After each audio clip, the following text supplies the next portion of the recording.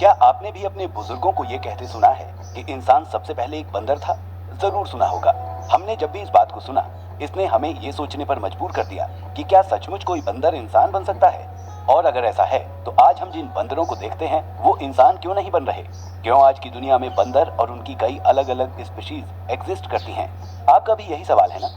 आपके इन्हीं सवालों के जवाब आज हम आपको इस एपिसोड में बताएंगे। एस्टेरॉइड की वजह से एक तरफ जहां डायनासोर्स मरते जा रहे थे, वहीं दूसरी तरफ कुछ जानवर ऐसे थे जिन्होंने बिगड़ते हालात को देखते हुए अर्थ और समुद्र के अंदर अपना ठिकाना ढूंढ लिया था ताकि वो इस पॉल्यूशन और स्मोक से बच सकें।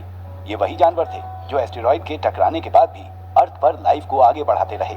उस एस्टेरॉइड के अर्थ से टकराने के बाद 5% जीव इस धरती पर जिंदा रह गए थे, लेकिन उनका इस कंडीशन में सरवाइव करना किसी चुनौती से कम नहीं था। तेज गर्मी से अपने आप को बचाने के लिए वो जमीन के अंदर रहने लगे और जो उन्हें मिलता था वो खाने लगे।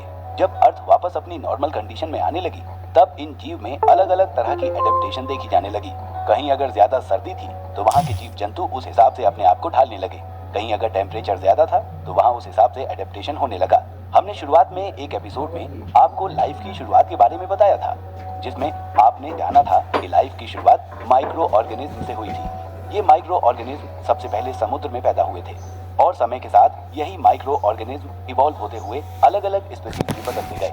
लेकिन यहाँ हमें स्पेशली ह्यूमन इवेल्युएशन की बात करनी है।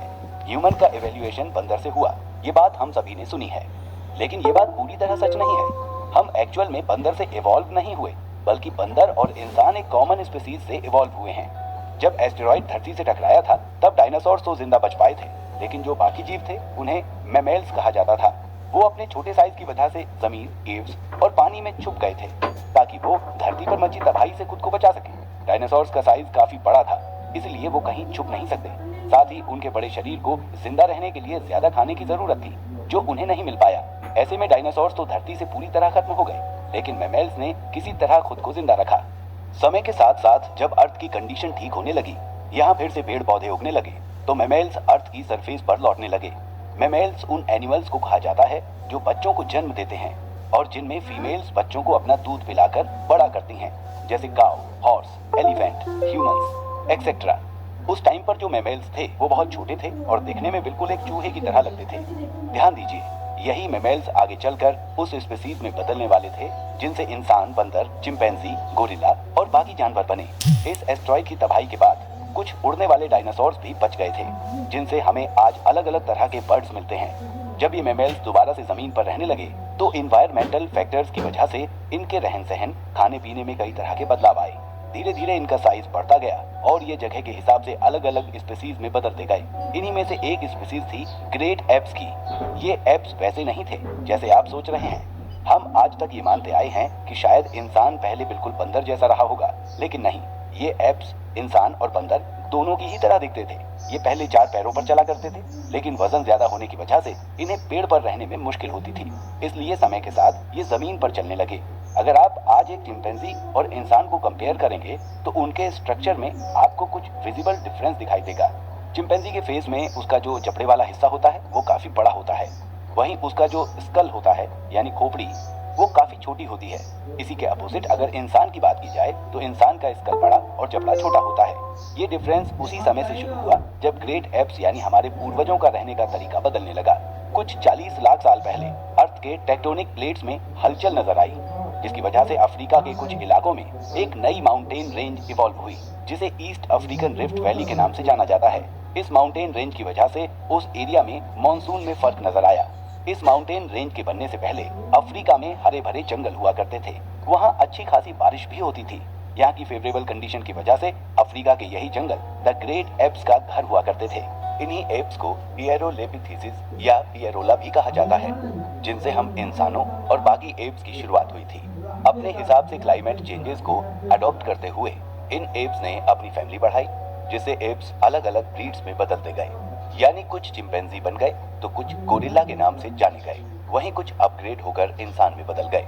अफ्रीका में माउंटेन रेंज के इवोल्यूशन की वजह से जो एरियाज अब तक जंगलों से ढके हुए थे, वहां अब रेनफॉल कम होने लगी थी, जिसकी वजह से जंगल सूखने लगे और इन स्पीशीज को खाने की तलाश में पेड़ के नीचे आना पड़ा।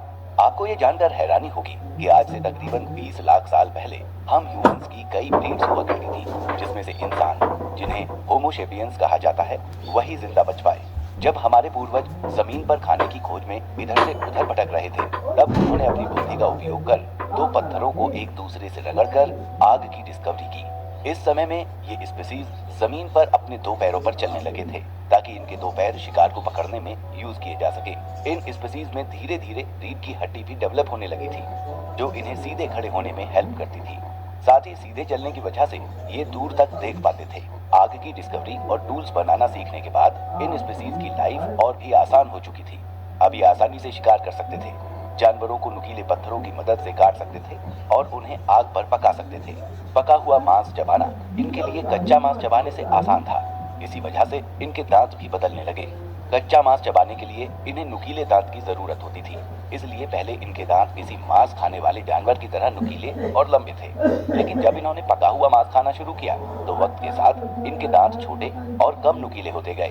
साथ ही जबड़ा छोटा और दिमाग का साइज बढ़ता गया। अपनी बुद्धि का इस्तेमाल करने वाली इस स्पीसीज को साइंटिस्ट ने होमो हैबिल्स का नाम दिया। समय के साथ इन स्पीसीज का दिमाग और भी ज्यादा डेवलप होता गया और अपने आविष्कारों का सही उपयोग करने और एक दूसरे तक इंफॉर्मेशन पहुंचाने के लिए इन्होंने एक दूसरे से बात करनी शुरू कर दी। ये लोग एक ग्रुप में अपनी जिंदगी जीने लगे। एनवायरमेंटल कंडीशन बदलने की वजह से इनमें से कई लोग अफ्रीका से निकलकर अलग अलग जगह जिंदगी की तलाश में निकल पड़े। होमो इरेक्टस उस ग्रुप का नाम था जो सबसे पहले अफ्रीका छोड़कर एशिया और यूरोप के इलाकों में पहुंचे थे। यहीं से उन्होंने पूरी दुनिया में फैलना शुरू कर दिया। दूसरे कॉन्टिनेंट्स में माइग्रेट करना इस स्पीसीज में कई चेंजेस लेकर आया। अलग अलग एरियाज और वहाँ के सराउंडिंग के अकॉर्डिंग इनकी अपीयरेंस, इनका रंग रूप, रहन सहन सब कुछ बदलता रहा। जो स्पीसीज ठंडे इलाके में रहती थी उनका रंग भूरा होने लगा, क्योंकि उनकी स्किन में मेलानिन कम प्रोड्यूस होता था। मेलानिन एक ऐसा सब्सटेंस है जो हमारी स्किन और बालों में प्रोड्यूस होता है। जब भी हम तेज धूप में बाहर निकलते हैं तो हमारी स्किन मेलानिन बनाती है, जो हमें हार्मफुल अल्ट्रावायलेट रेज से बचाता है। इसी मेलानिन की वजह से हमारी स्किन का कलर डार्क हो जाता है, जिसे हम टैनिंग कहते हैं। अगर धूप में निकलने पर हमें टैनिंग नहीं होगी तो हमारी स्किन जल जाएगी, इसलिए टैनिंग होना बहुत जरूरी है। यही हमें यूवी रेज से बचाती है। आपने ये बात नोटिस भी किया होगा कि अफ्रीका जैसी गर्म जगहों पर रहने वाले लोगों का स्किन कलर हमेशा डार्क होता है। ऐसा इसलिए होता है क्योंकि उनकी स्किन में सनलाइट से प्रोटेक्शन के लिए ज्यादा मेलानिन प्रोड्यूस किया जाता है। ये भी एक तरह का अडेप्शन ही है। बस इसी तरह ये स्पीसीज अलग अलग एरियाज में फैलती गई और अपनी कॉलोनीज बनाती गई। कुछ लोगों से एक फैमिली बनी, फिर उनके बच्चे हुए, उन्होंने अडेप्शन जारी रखा और ऐसे ही होमो सेपियंस बने, जिन्हें आज द मोस्ट इंटेलिजेंट स्पीसीज माना जाता है। जिस तरह एक समय पर पूरी दुनिया में डायनासोर्स का राज था, उसी तरह आज के समय में पूरी दुनिया पर ह्यूमंस का राज है। आज दुनिया में करोड़ों अलग अलग स्पीसीज मौजूद हैं, लेकिन हर जगह सिर्फ इंसान का ही तो डोमिनेंस है। खैर, जिस तरह से आज का इंसान आगे बढ़ रहा है, वो दिन भी दूर नहीं जब वो अर्थ को पूरी तरह नष्ट कर देगा। लेकिन हम तो यही होप करते हैं और हमेशा यही कोशिश भी करते हैं कि हम अपनी अर्थ का हमेशा ध्यान रखें और इसके दिए हुए सारे गिफ्ट्स और इस प्रीशियस लाइफ के लिए हमेशा ग्रेटफुल रहें। इस एपिसोड में आपने जाना कि ह्यूमंस का एवोल्यूशन कैसे हुआ और आपको ये भी समझ आया कि इंसान असल में बंदर से इवॉल्व नहीं हुआ है, बल्कि बंदर और इंसान दोनों ही एक कॉमन स्पीशीज से इवॉल्व हुए हैं, जिसकी वजह से ह्यूमंस और मंकीज में कई सिमिलैरिटीज देखी जाती हैं। इस शो की शुरुआत में ही हमने आपसे साइंस और रिलीजन के डिफरेंस के बारे में भी बात की थी। फर्स्ट एपिसोड में हमने आपको बताया था कि साइंस ने यूनिवर्स के क्रिएशन को एक्सप्लेन करने के लिए बिग बैंग थ्योरी का सहारा लिया है, लेकिन अगर हम अलग अलग रिलीजन्स के हिसाब से देखें तो उनमें यूनिवर्स का क्रिएशन काफी इंटरेस्टिंग तरीके से बताया गया है, जिसके बारे में हमारा अगला एपिसोड बनाया गया है। तो आइए हम हिंदुइज्म, इस्लाम और क्रिश्चियनिटी इन तीनों रिलीजन्स के हिसाब से यूनिवर्स के क्रिएशन को समझते हैं।